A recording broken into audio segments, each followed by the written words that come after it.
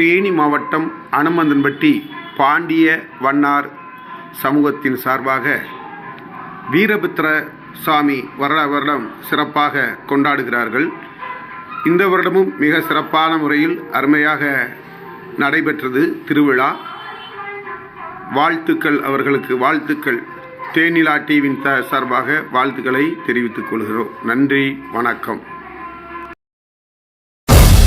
உச்சிவானம் கொந்தளிக்க காற்றும் பிசு பிசுங்க சூளமுகம் காட்டிக்கிட்டு வாரா வாரா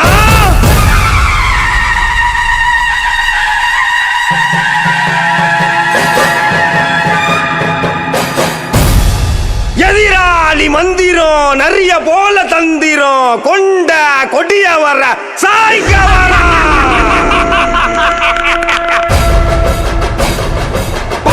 புலியா பாஞ்சி வரா.